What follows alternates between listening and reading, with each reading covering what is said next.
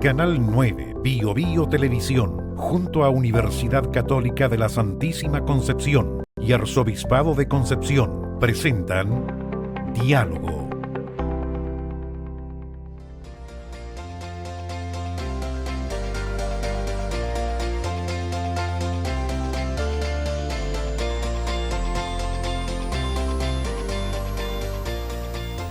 Aquí estamos nuevamente en diálogo abordando los temas que a usted le interesa.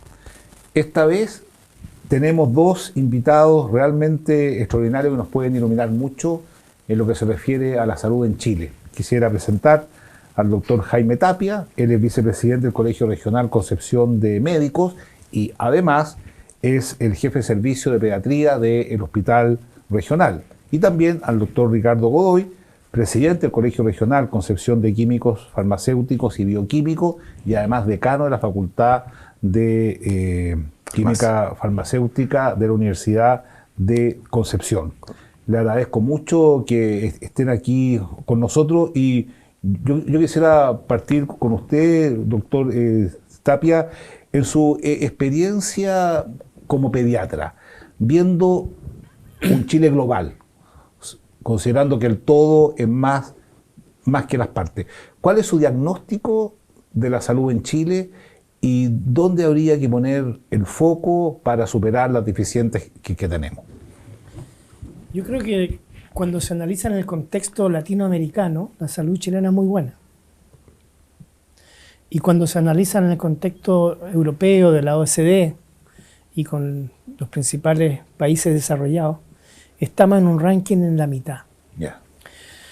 Pero si uno analiza productividad, es decir, cuánto es la inversión del PIB en la salud pública y cuáles son los resultados de la población, el 85% de nuestra población es beneficiaria de FONASA.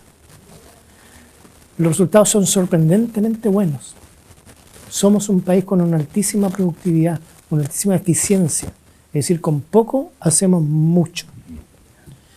Hoy día lo que se está pidiendo es pasar de un 4% del PIB en salud pública a un 6%. Estados Unidos tiene 9% del PIB. Pero como el per cápita es mucho mayor, estamos hablando de $1.000 per cápita en Chile contra $9.000 per cápita en Estados Unidos. Y nuestros indicadores globales son muy parecidos. ¿Cuál es el mérito de eso? La red de servicios de salud que se creó en este país en los años 50. Y la mística y la vocación de los equipos de salud acostumbrados con poco a hacer mucho. Pero creo que eso ya llegó a un límite. Los desafíos que hoy tenemos en el espectro sanitario, con todos los aportes que están saliendo de las patologías GES, que hoy día son 85, las que están en la Ricarte Soto, estamos haciendo diagnósticos más complejos, estamos apoyando la sobrevida de pacientes que antes fallecían y la demanda a futuro es tremenda. Yeah. Por eso que es fundamental hacer una mayor inversión y fortalecer el sector público. Usted tiene 40 años de médico, más o menos, 40 años de médico. ¿Dónde está la gran diferencia de la medicina cuando usted empezó hace 20 años atrás y hoy día? ¿Dónde están los núcleos de diferencia más fundamentales? Es buena y mala. Yo me crié en el mundo clínico. ¿Ya? Y vi a mis maestros hacer diagnósticos por clínica. Hoy día esos maestros no existen. Hoy día el diagnóstico es por imágenes, es por estudio. Pero estamos llegando a la medicina de precisión. No basta con un síndrome y englobar la patología dentro de un síndrome. Estamos especificando y escarbando dentro de un grupo de causas y estamos llegando al diagnóstico final. Y eso plantea un segundo desafío muy grave y muy importante y que tenemos que asumir como país, que hay tratamiento personalizado. Hoy día hay tratamiento genético. Por lo tanto, si yo soy capaz de hacer un diagnóstico raro y hay un grupo de enfermedades que se llaman enfermedades raras, sí, y que están cubiertas por muchas de estas bonificaciones estatales, tengo que ofrecer un tratamiento pertinente. Y eso es hoy día una de las brechas que estamos viendo. Estamos llegando a una medicina de alta precisión diagnóstica, de mucha calidad de imagen, que tiene una cobertura y una despliegue a través de la red pública muy buena. De hecho, nuestro hospital es uno de los mejores implementados de América Latina, de acuerdo a un ranking que salió hace muy poco, en cuanto a equipamiento. Pero el arsenal terapéutico que tenemos, que nos obligan a un 85% comprarlo a través de Senabas, que es la Central Nacional de Abastecimiento, no da respuesta a esa necesidad actual de tener fármacos de genoterapia o fármacos de alta precisión. Perfecto.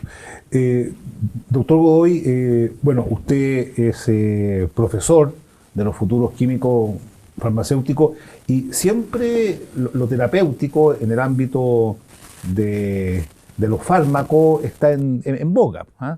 Es de lo que más se habla. A mí me enseñaron que habían 3 tipos de terapia.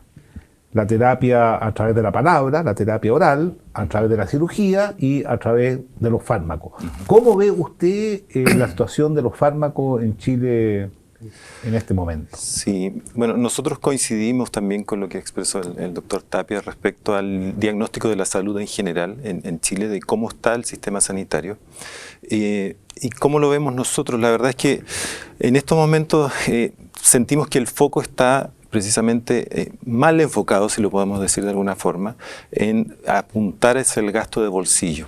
Tal vez donde habría que hacer el foco es en los seguros, ¿verdad? Una especie de seguro social como ocurre en los países europeos, donde se garantiza primero el acceso a los medicamentos y después entonces el paciente, dependiendo de la complejidad de la patología, de su, entre comillas, capacidad de pago, que es el foco en estos momentos, puede entonces tener un copago para costear sus tratamientos. Ahora, eso significa poner de acuerdo a muchos actores, a la industria farmacéutica, al sistema sanitario, a las autoridades, a la academia también, que mucho tiene que aportar en esto para poder discutir mecanismos, estrategias reales que nos permitan migrar ese foco, que ya no sea el gasto de bolsillo de los pacientes. Y un poco recojo lo que decía el doctor Tapia. Es verdad, el arsenal terapéutico no es suficiente. ¿Y qué pasa? El paciente que debería recibir su tratamiento en los servicios públicos, sea el hospital o sea los centros de atención primaria, como no lo tiene disponible en el sistema sanitario público, ¿qué es lo que hace? Se va, para no esperar otro tiempo más, y se va a las farmacias a comprarlo. Y ahí es donde se encuentra con estos precios que, por ejemplo, en el sistema público se lo entregan gratuitamente a muchos de los medicamentos, pero se encuentra con costos que son inalcanzables en el sistema privado. Bueno, evidentemente, si uno ve índices, por ejemplo, mortalidad infantil, mortalidad perinatal, evidentemente que los logros que se han alcanzado son extraordinarios. Es cosa de ver la curva, también la cobertura, pero sin embargo, las personas con las cuales uno conversa, digamos, en las parroquias, en la capilla, la gente que uno conoce, se quejan, por ejemplo, que hay operaciones diferidas para 6 meses, 1 año, 2 años, etc.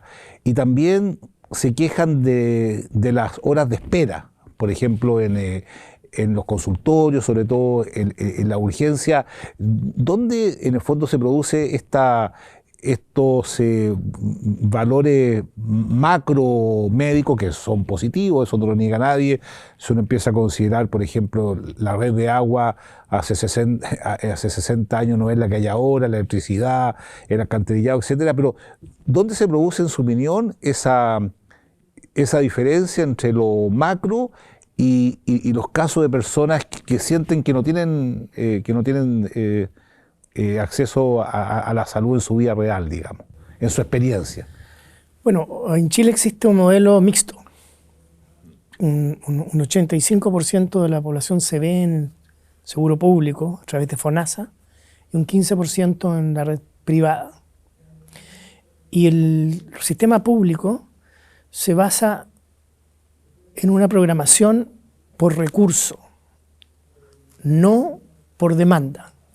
Por ejemplo, yo tengo 100 horas médicas de cirujano, por lo tanto programo 100 horas semanales y trato de distribuirlas en cirugía de vesícula, en cirugía neuroquirúrgica, en cirugía cardíaca, en lo que sea. Pero no doy abasto a la demanda de horas quirúrgicas, que es de 200 o 300 a la semana. Entonces, si programamos por recurso, ya sea por recurso humano o por recurso financiero, siempre vamos a quedar bajo. Y fíjese que la deuda hospitalaria, que en mi hospital es un mes de presupuesto, no es tanto. Para un presupuesto de 140.000 millones, tener una deuda de 16.000 millones a fin de año, 19.000, 20.000 vamos a terminar este año, es casi un mes y medio. Cualquier empresa funciona con ese estado financiero. Sin embargo, estamos focalizados a través de las garantías explícitas en 85 grupos de enfermedades. ¿Qué significa eso, la garantía? Que son los GES. Ya. Y que hay compromisos de gestión para cumplir la garantía de oportunidad, que se vea dentro del tiempo que hay que verlo, que se opere dentro del tiempo que hay que operarlo y que el seguimiento se haga como corresponde. Son 85 grupos de patologías en los cuales los servicios de salud están cumpliendo sobre el 90% por ley. Si garantizamos por ley, somos el único país del mundo que garantiza por ley cuánto tiempo tengo para atenderlo y para resolver el problema. Pero las patologías no GES, no están garantizadas, han sido relegadas. Entonces yo tengo que operar un hito de fimosis o un testículo en ascensor que puede que no esté entre las garantías explícitas y va quedando a la cola. Y hoy día tengo en mi servicio más de 1.000 consultas nuevas de niños hiperactivos que están esperando ahora para el neurólogo y que no tienen. Porque el staff de 7 neurólogos infantiles está resolviendo la demanda mensual de los que tiene que ver. Y está más que claro que esas personas no tendrían los recursos para ir Absolutamente. Al 15% del 35% de personas que tienen un servicio privado, digamos. FONASA hace un convenio con los directores de hospitales respecto al pago de prestaciones valoradas, que es un porcentaje de las prestaciones que hace un hospital. O sea, una cesárea se valoriza en tanto, 130.000 pesos, y paga por cada cesárea 130.000 pesos y llega a un acuerdo de hacer 3.000 en el año. Yeah. Pero si hay 3.500 nacidos vivos, ¿qué hago con los 500 que no están presupuestados? Entonces me endeudo. Ahora, sí. Bueno, evidentemente que existe un vínculo muy estrecho entre la clínica, entre la cirugía y los medicamentos. O sea, claro, en el fondo trabajan juntos. ¿Cómo se explica, por ejemplo, estas diferencias de precio de una misma molécula? En el fondo, ¿cómo se explica eso? Y bueno, han salido algunos anuncios que se van a poder importar. Después está toda esta discusión que hay si se pueden poner medicamentos en los supermercados. ¿Cómo ven ustedes como profesor de química y farmacia y también como presidente del colegio? Sí. A ver, bueno, con respecto a las diferencias de precios, sí, existen, eso es real, ¿verdad? Está por una parte el medicamento que fue por primera vez creado o fabricado en un laboratorio y que ese laboratorio fue producto de 10 años más o menos de inversión en investigación, etcétera, que llevó entonces a ofrecer ese medicamento. Y eso genera estas diferencias de precios naturalmente porque se les considera el innovador, ¿verdad?, el que introdujo la terapia en base a esa molécula y eso hace las diferencias. Ahora, el tema, la verdad es que se maneja mal de repente de parte de las autoridades. ¿En qué sentido? Se hace la comparación con el costo de medicamentos en otros países y es verdad, puede que el medicamento en Argentina, el mismo medicamento sea más barato, pero ocurre que en Argentina el medicamento está subsidiado por el Estado en un porcentaje importante, entonces el costo evidentemente va a ser inferior, ¿ya? Entonces hay varios aspectos que tienen que contemplarse cuando uno trata de regular lo que significa los medicamentos. Usted lo dijo muy bien, necesitamos esta sinergia o esta, yo diría, cadena virtuosa en que está la clínica con el diagnóstico, ¿verdad?, con la prescripción, y el medicamento y la farmacia incorporarse como parte de la red en realidad, sea privada o sea pública. Porque el medicamento, el problema actual es que se ve como un producto, como si alguien vendiera chocolate en el supermercado. Y eso no es así, el medicamento es un bien social que repercute en la salud de la población.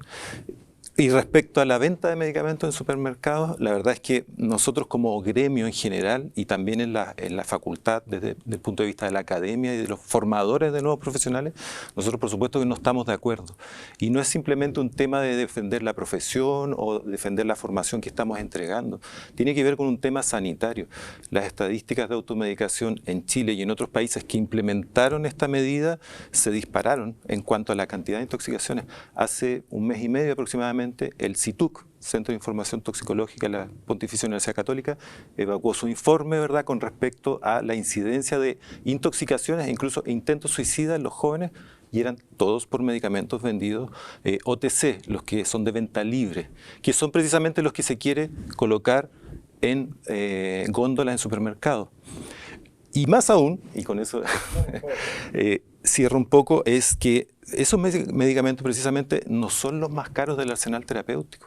Usted va a comprar un paracetamol o va a comprar un ibuprofeno o una clorfenamina y son medicamentos cuyo costo es inferior a los 2.000 o 1.000 pesos. No son los que repercuten importante en el bolsillo de los pacientes. Hay un tema que me gustaría profundizarlo y tiene que ver con las patentes. Es decir, cuando un laboratorio particular que hace investigación pero también persigue fines de lucro, tiene una patente, esa patente la tiene reservada por ¿cuántos años? ¿Cuántos años le permite, digamos, la ley custodiar esa patente y no permite que el conocimiento sea público, ¿cierto? Sí, es relativo porque eso ha ido migrando. Antes eran plazos más extendidos, ahora se han ido acortando. Hay una polémica también con este proyecto de el TPP-11 famoso, ¿verdad?, que en teoría promovería que se extendiera la duración de las patentes, y por eso es que también como gremio no estábamos favorables a que se suscribiera, por lo menos en ese articulado, este tratado, ¿ya? Pero es relativo porque se ha ido modificando, así como la ley de equivalencia terapéutica también, que se empezó a aplicar a partir del 2012, fue agregando con el paso del tiempo nuevos productos, y el ministro lo anunció dentro de las últimas 30 medidas de aumentar la cantidad de medicamentos que tengan que demostrar equivalencia terapéutica. De hecho, ayer en el Diario Oficial se publicó el listado de medicamentos a los cuales ahora se les va a exigir eso también, y tiene un articulado interesante que tiene que ver con medicamentos que se les llaman maduros. ¿A qué me refiero con eso? Medicamentos que llevan más de 10 años en el mercado, que tienen que cumplir ciertas condiciones de no haber presentado alertas de farmacovigilancia, es decir, que no han presentado efectos adversos o no han reportado efectos adversos importantes en la población usuaria, que no han cambiado su fórmula de fabricación, que se elaboran bajo condiciones de calidad aseguradas y trazables en el tiempo, entre otros requisitos que se exigen. Doctor, si uno ve la estadística, después de la reforma universitaria, se crearon muchas facultades de medicina. De hecho, en los años 80 eran 6, 7, ¿no? Estaba la Chile, la Católica, la Austral, y la Universidad, la Universidad del Paraíso, la de Temuco, eran 5 o 6. Después se amplió a la Universidad de Santiago y ahora hay más de 25 facultades de medicina. Egresa un buen número de médicos todos los años. ¿Cuál es esto se lo pregunto como profesor de medicina de baja data, cuál es el foco del estudiante de medicina hoy mirando todo el espectro de salud en Chile? ¿Dónde está el foco? ¿Dónde están sus anhelos? ¿Dónde están sus preocupaciones? ¿Y cómo ve usted, digamos, esta concentración de médicos, salvo que esté equivocado, en el mundo más privado, digamos, y la dificultad que hay de tener médicos en el área pública? ¿Qué es lo que pasa ahí? ¿Cuáles son los incentivos buenos, los incentivos malos que hace que se produzca esta brecha? Me imagino que es un tema que habrán conversado mil veces, digamos, en el colegio médico. Bueno, el perfil del alumno de medicina, en general, fue su mejor alumno del curso en la secundaria. Ya. Tienen un alto coeficiente intelectual y un alto nivel de competitividad. Ya. Y los estudios que nosotros tenemos es que cuando ingresan a estudiar medicina es fundamentalmente por vocación. La mayoría. Pero durante los 7 años de la carrera, de repente van viendo modelos que chocan con ese sueño. Y entonces van migrando y después que se reciben, el aspecto vocacional que los motivó a estudiar medicina ya no es tan fuerte, ya no es en la gran inmensa mayoría. De hecho, en mi generación, nuestro sueño era irnos a un pueblo chico, trabajar como general de zona y después hacer la especialidad, o a veces quedarse en un pueblo para siempre, haciendo medicina social. Hoy día eso no ocurre. Hoy día hay 40.000 médicos en Chile, la mitad de lo que debiéramos tener por habitante, según la OCDE, pero el 50% está en el sector privado. O sea, el 50% concentra a este 15% que tiene, digamos, el acceso a la salud privada.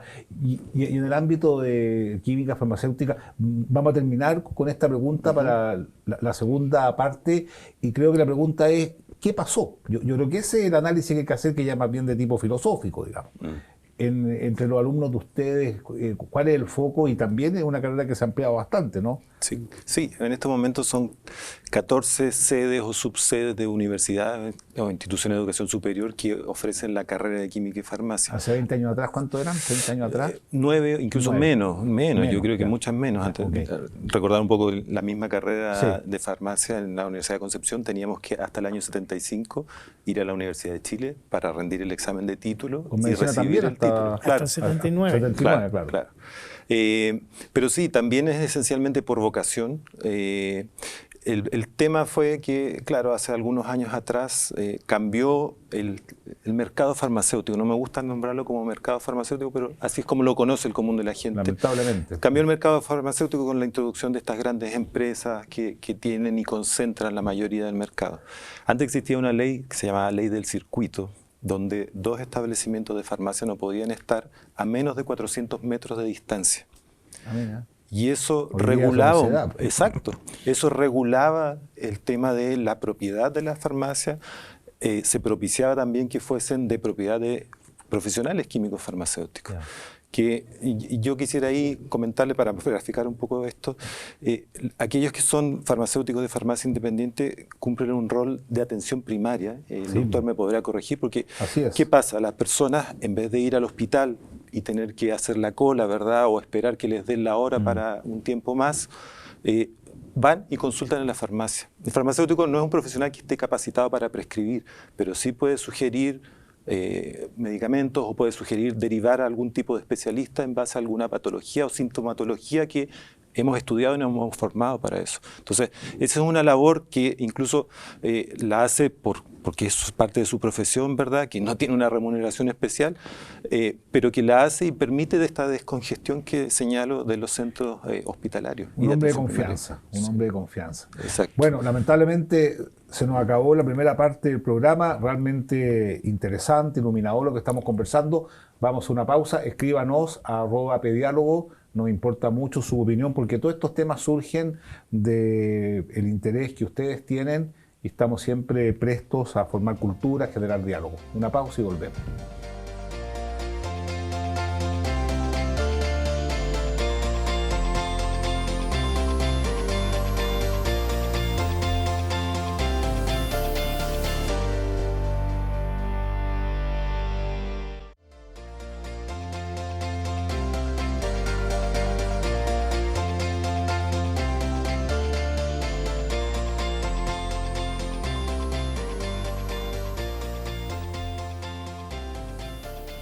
Aquí estamos nuevamente en diálogo, en nuestra segunda parte, conversando con un médico, pediatra, conocido de la región, el doctor Jaime Tapia, y con el presidente del Colegio Regional de Concepción de Químico Farmacéutico, Ricardo Godoy, y también profesor en la Universidad de Concepción. ¿En qué consiste, doctor, la Ley de Farmacia 2? Hay varias propuestas en discusión. Hoy día la industria vende a través de los representantes médicos que nos visitan, nos cuentan cuáles son los nuevos medicamentos que van ingresando, cuáles son las características, nos entregan información, uno la estudia, la analiza, de repente prueba un par de muestras médicas y si tiene buenos resultados, pudiera sugerir indicárselo a los pacientes. Esa figura está hoy día en cuestionamiento y probablemente no va a haber más representantes de la industria farmacéutica. ¿Y cómo va a operar cómo se va a conocer usted? Va a haber que buscar por internet o buscar otras formas de conocer qué novedades hay en el mercado.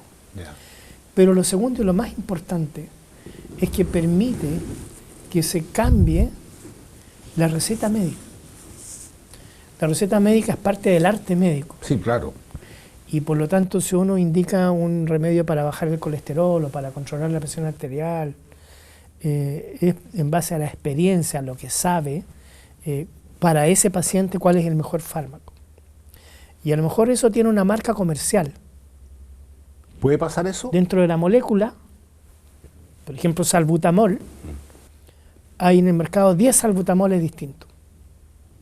El Instituto de Salud Pública hizo un estudio hace algún tiempo, y después lo bajó de la página, donde de esos solo el original y una copia llegaban al fondo del pulmón, porque la partícula era muy pequeña y era lo que se necesitaba. El resto de los que había en el mercado no tenían esas propiedades ni esas ventajas. Entonces... ¿Y quién determinaba, perdón, ya, este es un caso interesante, cuando hay 10, ¿quién determinaba cuál comprar? Seguramente la farmacia le recomendaban uno porque era el más barato, probablemente, pero necesariamente no servía. El broncopulmonar especialista de niño y de adulto recetaba el salbutamol, que en su experiencia era más efectivo y era, aunque sea un poco más caro, porque eso depende del tamaño de la válvula, el tamaño de la partícula, el expelente que tenga. Y eso sube un poco los costos. Ya. Pero con la nueva ley de fármacos 2, uno tiene que recetar salbutamol. Y en la farmacia le ofrecen el abanico de opciones, desde precio 10 a precio 100, y el usuario compra el salbutamol que estime. Y eso pasa... El de 10, pues. Claro, sentido común, ¿no? Se ofrecen uno de 10 y otro de 100. En los medicamentos orales, la bioequivalente no es 100% igual al original. Ya. Hay un rango de variación aceptable de un día, un 15% incluso, en el nivel plasmático de ese fármaco.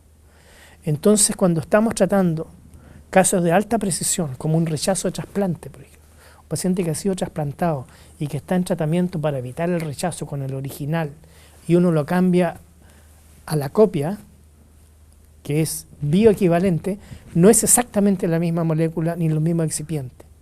Ahora, bueno, lo que dice el doctor ya es complejo porque atenta en contra de la terapia de la persona concreta y real, pero esto se va a acrecentar con la posibilidad de que cada uno pueda importar directamente los fármacos a un país que no conoce, a una empresa farmacéutica que no conoce. En el fondo, ¿qué va a pasar ahí?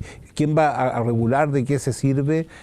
¿Cómo se van a conocer todos los procesos de fase 1, fase 2, fase 3, fase 4? ¿Quién va a garantizar de que efectivamente ese fármaco es el adecuado? ¿Qué es lo que han pensado ustedes como farmacéuticos? Bueno, ese es un rol que tiene que cumplir el Instituto de Salud Pública de Chile, ¿ya? En su rol fiscalizador, ¿verdad? Y además como está propiciando también esta importación, yo creo que significa un esfuerzo importante, porque se necesitan más profesionales entonces en el Instituto de Salud Pública que puedan cumplir ese rol.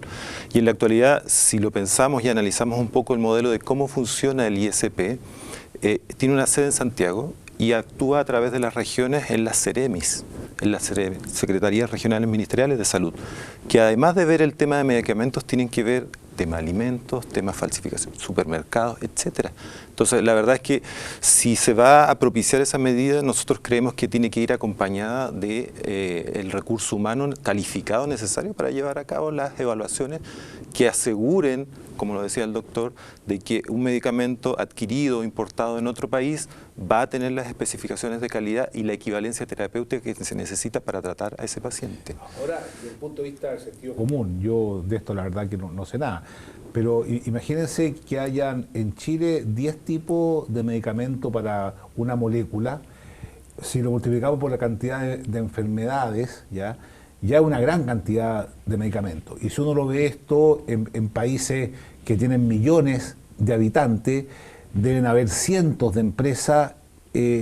Regular o controlar cada fármaco que llega, yo creo que prácticamente es imposible, ¿no? Es así. ¿Existe una institución supra nacional confiable, digamos, como la FDA en Estados Unidos? Cada país o la Comunidad Europea en este caso también tiene su agencia del medicamento, o Japón también tiene su normativa y su agencia certificadora. Lo que quiere hacer el ISP es también dar esa confianza respecto a que si el medicamento ha sido certificado y registrado en Estados Unidos, por ejemplo, a través de la FDA, pueda ser homologable esa certificación en Chile. El tema está en que nuestras poblaciones, y bien lo dijo el doctor, genéticamente son distintas. Nosotros metabolizamos los medicamentos diferentes y a lo mejor el efecto que tuvo en una persona o en un individuo estadounidense o de la India o de cualquier otro país va a ser muy distinto al que vamos a tener aquí en Chile. Por eso, ¿es grave eso? Bueno, es uno de los requisitos que se está poniendo cuando uno licita. Sí. Porque para hacer economía de escala, los hospitales están licitando para un año. 200.000 comprimidos de algo. Y dentro de las bases de licitación se le pone que tenga certificación de la FDA o de la europea. Y si no tiene, pierde puntos. Pero como se adjudica por precio, finalmente el 60% de la decisión de adjudicar es el precio. No es por la variable cualitativa de la certificación de calidad que tenga. Usted tocó un punto interesante, es decir, como todos, como somos físicamente distintos, evidentemente tenemos estructura genética distinta, lo cual significa que frente a una misma enfermedad, este medicamento a una persona le puede hacer muy bien, a otro no le puede hacer tan bien y a otra podría hacerle mal decididamente. ¿Cómo se, en el fondo, en realidad, cómo se estudia eso? No es tan así porque está estandarizado, o sea, un medicamento está diseñado y en la fase de estudios clínicos se evalúa que sea para una persona prototipo de 40, 50 años aproximadamente, 40 años yo diría. Pero evidentemente que si ese mismo medicamento se va a administrar a un adulto mayor, que tiene 65, 75 años, sus sistemas metabólicos ya están más enlentecidos, más deprimidos y a lo mejor el efecto en vez de terapéutico va a ser tóxico en esa persona. Y el mismo efecto puede ocurrir hacia abajo, es decir, en un niño. Por eso que las dosis pediátricas son diferentes de las dosis para adultos. ¿Ya? Entonces, eso se previó en el diseño de esos medicamentos y en la autorización sanitaria. No, pero además, hoy día sabemos que la misma enfermedad, por ejemplo la pancreatitis, puede ser inflamatoria, puede ser infecciosa, pero puede ser autoinmune, que el mismo cuerpo, el patrón genético, genera proteínas que producen esa enfermedad. Y eso es lo que tiene que ver con la medicina genética. Si yo sé cuál es el patrón genético de ese paciente con pancreatitis, y que es una pancreatitis autoinmune, yo sé cuál es el mejor medicamento que a él le sirve. Claro. El mismo paciente, la misma pancreatitis en otro paciente que tenga otro patrón genético, ese medicamento que era tan bueno para él ya no va a ser tan bueno para el otro. Eso es. Y eso significa llegar a un diagnóstico de precisión genético. Y hoy día los kits genéticos, para decirle si su pancreatitis es o no la mutación A, B, C o D, vale 200 o 300 mil pesos. Una vez que uno hace ese gasto, puede saber, de acuerdo al abanico de opciones que tiene, cómo tratarlo mejor. Y eso en leucemia, por ejemplo, es muy importante.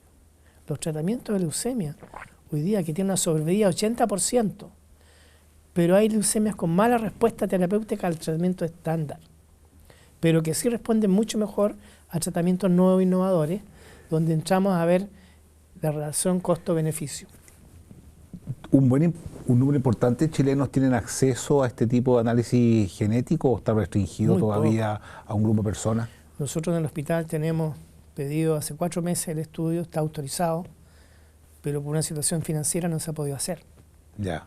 Entonces, y eso que son casos muy específicos, pero hacia allá vamos. Salvo que el paciente disponga de los recursos, digamos. Es que nadie dispone, por ejemplo, Claro. hay tratamientos que valen $1 millón. El fármaco más caro del mundo vale $1 millón. Y se usa una ampolla cada 14 días y cada ampolla vale 90 millones de pesos. Se pone cada 14 días, 4 veces y después que el tratamiento de carga y después un tratamiento de mantención cada 3 meses de por vida. Si uno asume que va a tratar esos pacientes a ese nivel de gasto y la Corte Suprema nos está obligando. Tenemos 6 pacientes en nuestro hospital tratados con ese medicamento, que no hay fondos para comprarlo. El subtítulo 26 del Ministerio de Salud solo es para demandas judiciales. Cuando lo indicamos nosotros, porque efectivamente mientras más precoz tiene mejor efecto, resulta que lo hemos indicado a los 6 en uno, por una reunión de consenso de expertos, todos dicen sí, hay que usarlo, es un dinero bien gastado porque este niño va a vivir 100% en su calidad de vida y no se va a deteriorar. No hay fondos como comprarlo. Qué dilema ético, ¿ah? Y la respuesta es que nos demande, porque ahí sí tenemos fondos. Y perdemos 2 o 3 meses y ya llegamos un poco que llega tarde. la demanda, etcétera. No, impresionante. Esa es la discusión ética que hoy día hay que tener. Estamos hablando de los alumnos de medicina, los futuros médicos. Usted decía que durante el transcurso del tiempo cambiaban. ¿Qué es lo que pasa con los alumnos de química farmacéutica? ¿Cuál es la motivación por la cual estudian esa carrera? Sí, yo le decía al inicio, era vocacional también, esencialmente. Y recordaba lo que era la ley del circuito antiguamente, cuando había esta distancia entre cada local de farmacia. Y un poco por esta atención al paciente en entregar un tratamiento oportuno y formar parte integral de los equipos de salud. Yo no sé si eso a lo mejor no es conocido tanto por la población, pero en otras realidades, antes de que el médico en la clínica o en el hospital llegue a atender al paciente, pasa por una revisión de la enfermera y pasa por una revisión del farmacéutico para ver las terapias. Y el farmacéutico sugiere ajuste de dosis, por ejemplo, en pacientes que tienen complicaciones, trasplantados, como el ejemplo que puso el doctor, en pacientes con otro tipo de terapias antibióticas, en algunos casos son profilácticos. Entonces hace esa recomendación y el médico, cuando llega a atender al paciente, tiene los aspectos propios de la enfermería y los aspectos propios de la química y farmacia, de manera de poder decidir ajuste de dosis de medicamentos, ajuste de la duración de los tratamientos. ¿En qué repercute eso? Que para el hospital o el servicio clínico significa finalmente un ahorro de recursos en días cama, en reingresos del paciente por terapias incompletas, etcétera. Entonces, a lo mejor no es una profesión que dado el escenario actual, el 70% de nuestros estudiantes trabajan en la farmacia privada. 70%, sí. Aproximadamente, donde son finalmente empleados, pero no son propietarios. ¿Y qué pasa? Terminan encerrados en una oficina haciendo trabajo administrativo y no disponiendo de tiempo a veces o no preocupándose de la dispensación informada de los medicamentos. Y eso es esencial en nuestra profesión. Bueno, el tiempo vuela. ¿Qué va a pasar con la medicina en 40 años más? ¿Qué vislumbra usted que va a pasar? ¿Cuáles son las posibilidades que nos permite la telemedicina, que nos permite las comunicaciones actuales? ¿Qué enfermedades ya no van a existir y cuáles van a llegar? Bueno, eso Pensemos ya está. un poco en 30, 40 años más. Eso ya está. Está la medicina robótica, en que alguien de Estados Unidos opera a un paciente en Francia a través de el teletransporte de la información al robot que está haciendo de cirujano. Y eso ha mostrado una altísima precisión. ¿Sí? Están todos los screening neonatales. Sí. O sea, hoy día podemos saber cuando el niño nace cuál es su carga de enfermedad que trae, cuáles son sus riesgos y cómo hay que educarlo y cómo hay que tratarlo para evitar que esas enfermedades algún día se produzcan. Y eso tiene que ver con la carga genética que trae, heredada de sus padres, pero con un concepto nuevo y muy importante, que es la epigenética, que es cómo el ambiente modula esos genes para que se expresen o no se expresen. Si usted trae un gen de cáncer de mama, que puede ser en hombre o mujer, puede que se exprese ese gen y le dé el cáncer de mama. Y esa apertura de esa proteína que expresa ese gen está influida por el ambiente. Claro. Por la condición ambiental, por la condición de estrés, por lo que ustedes en algún momento nombraron antes, la palabra. Cómo curamos a través de la palabra. Cómo hacemos un trato más humano, más honesto, más sincero, y cómo recuperamos esa confianza que tenía que haber para poder llegar a que el paciente entienda cuál es su escenario y él tome la mejor decisión, porque hoy día ya no es la medicina vertical de que el médico ordena y el otro ordena y obedece. eso se hace. Claro. Esos La tiempos medicina ya pasaron. paternalista. Hoy día se le explica al paciente las alternativas que hay y él puede escoger su forma de terapia, incluso con terapias complementarias o Sí, claro. que no son malas. Y en el ámbito del medicamento, Sí, bueno, en 40 apunta un años poco más hacia, que- ya está empezando, por lo menos acá en Chile, lo que es la biotecnología aplicada a los medicamentos, a la prevención también en el desarrollo de vacunas, por ejemplo. Yo creo que a nosotros nos falta, coincidiendo con lo que expresaba el doctor Tapia respecto a que es un buen sistema sanitario, a pesar de las dificultades y los defectos presupuestarios derivados, es un buen sistema sanitario chileno, pero nos faltan varios progresos que a lo mejor no requieren de tanta tecnología, sino de comunicación entre los distintos sistemas. Tan así como la ficha electrónica, por ejemplo. O sea, es inconcebible para mí que en un servicio tengan un tipo de plataforma y esa plataforma no se pueda o no sea compatible con la que tienen en otros servicios de salud. Ese dato o ficha clínica de un paciente debería ser el mismo si yo voy al hospital, si voy a una clínica privada, si voy a otra ciudad dentro del mismo territorio. Claro. De manera de tener toda la anamnesis del paciente y poder orientar adecuadamente los tratamientos. Eso no ocurre aquí, sí ocurre en Europa, por ejemplo. Pero nos estamos complementando cada vez más. Yo quiero dar Sí, dos ejemplos progresamos. respecto a cómo está trabajando el farmacólogo con el médico. Uno, en el estudio de las reacciones adversas a medicamentos. Cuando uno pide cuál es el diagnóstico, tenemos 200.000 consultas al año. El promedio de fármacos de repente en un adulto de tercera edad son 5 o 6 medicamentos que está tomando. Produce una cantidad de reacciones adversas que no estamos notificando y que de repente son graves. grave. No solo alergias ni erupciones en la piel. Hemos tenido niños con paro cardíaco por la inducción anestésica. Se sale del paro, como tiene que operarse, se vuelve a inducir, vuelve a ser un paro, porque alguno de esos medicamentos que tú dices le produjo una reacción gravísima. Eso hoy día con los químicos farmacéuticos del hospital lo estamos notificando y lo estamos estudiando a través de todo este estudio genético que yo le decía. Bueno, lamentablemente, porque realmente ha sido una conversación muy interesante, muy iluminadora, el tiempo se nos acabó, lamentablemente, pero ya habrá otra oportunidad y quiero agradecer, yo creo que en nombre de toda la comunidad, el servicio que presta en pediatría, en el hospital regional y el servicio que presta en la Universidad de Concepción, formando a los nuevos profesionales y también por estar en el mundo gremial, que de alguna manera es una contribución que se hace al bien común. Les tengo un libro de filosofía de la Universidad Católica, Santísima Concepción, que pueden leer.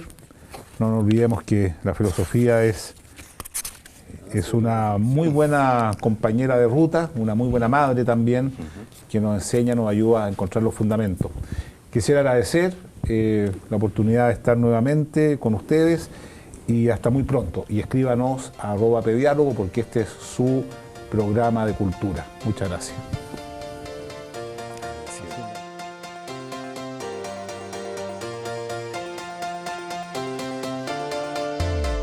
Canal 9, Bio Bio Televisión, junto a Universidad Católica de la Santísima Concepción y Arzobispado de Concepción, presentaron Diálogo.